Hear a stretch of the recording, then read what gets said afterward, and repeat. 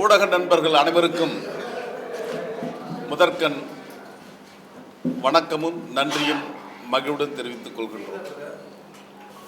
32 ஆண்டு கால மறுமலை திராவிட முன்னேற்றத்துடைய பயணம் முடிவுற்று தலைவர் வைகோ அவர்கள் தன்னுடைய மகன் துரைக்காக என்னை அரசியலிருந்து நீக்கியதற்கு பின்னால் அந்த அரசியல் களத்திலிருந்து விலக முடியாமல் தொடர்ச்சியாக எந்த கொள்கைகளை இதுவரையில் நாங்கள் சொல்லி வந்தோமோ அந்த கொள்கையில் பயணப்படுத்துவதற்கு எங்கள் தோழர்கள் அனைவரும் ஒன்று திரண்டு நீதி கேட்டு உண்ணாநிலை அறப்போராட்டத்தை தலைநகர் சென்னை சிவானந்த சாலையில் ஆகஸ்ட் 2ஆம் தேதி நடத்தினோம். 20ஆம் தேதி ஆகஸ்ட் மாதம் சென்னை மண்டல செயல்பேறு கூட்டத்தை பூவிருந்தவல்லியில் நடத்தினோம். செப்டம்பர் 15 தமிழ்த்தாயின் தலைமையின் பேரறிஞர் அண்ணா அவர்களுடைய 117வது பிறந்த நாளை காஞ்சிபுரத்தில் மிக எழுச்சியாக கொண்டாடினோம். அன்றே எங்களுடைய எண்ணங்களை பிரதிபலிக்கின்ற வண்ணமணி பதாகையை, ஒரு பாகம் கருப்பு 3 பாகம் சிவப்பு, அதில் 7 நட்சத்திரங்கள் பதித்த அந்த அழகிய கொடியை திராவிட இயக்கத்துடைய முதுபெரும் தலைவர், முன்னாள் சட்டப்பேரவையுடைய உறுப்பினர், தொழிற்சங்க தலைவர் ஐயா திருப்பூர் துரைசாமி அவர்கள் தலைமையில் அந்த கொடியை அறிமுகப்படுத்தினோம். அன்றே திராவிட இயக்கத்துடைய தலைவர்களுக்கு திராவிட ரத்னா விருதை நாங்கள் வழங்கினோம். அதில் தலைவர் வைகோ அவர்களுக்கும் அந்த விருதை நாங்கள் கொடுத்தோம். அவர் வரவில்லை, அவர் சார்பில் நாங்கள் பெற்றுக்கொண்டோம். அன்று ஒரு குழுவை அறிவித்தோம்.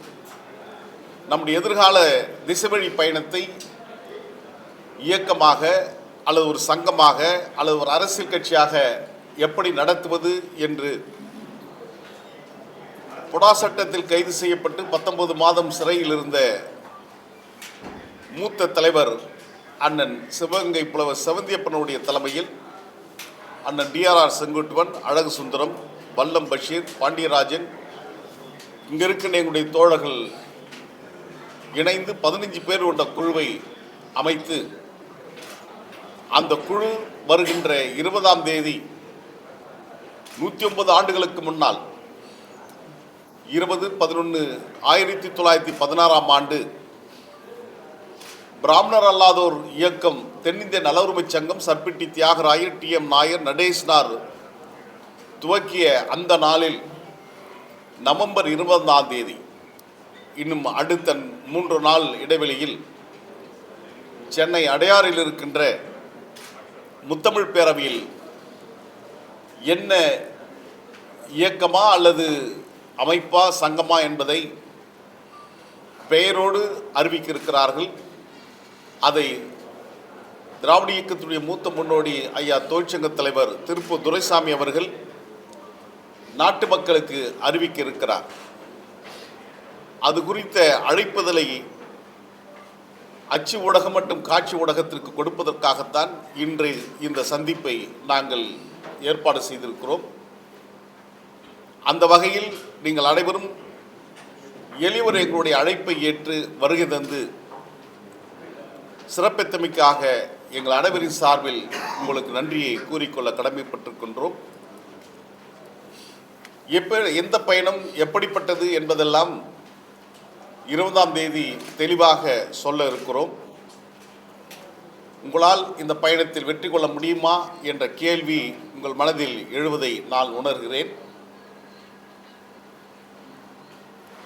உங்கள் எண்ணங்களில் இருக்கின்ற சில கேள்விகளும் என் மனதில் எதிரொலிக்கிறது. பேரறிஞர் அண்ணா அவர்களும் முத்தமிழறிஞர் டாக்டர் கலைஞர் அவர்களும் சொன்னார்கள், ஒரு இயக்கத்தை நடத்துவதற்கு குலப்பெருமையோ குடிப்பெருமையோ இல்லாத நாங்கள் செய்து முடிக்க முடியுமா என்ற கேள்வியை அன்றைக்கு எழுந்தது. அதே குலப்பெருமையும் குடிப்பெருமையும் இல்லாத நாங்கள் ஒன்று திரண்டு எங்களுடைய அரசியல் திசைவழியை தீர்மானிக்க இருக்கிறோம். நாங்கள் ஒன்றும் மிட்டா மராசுகள் அல்ல.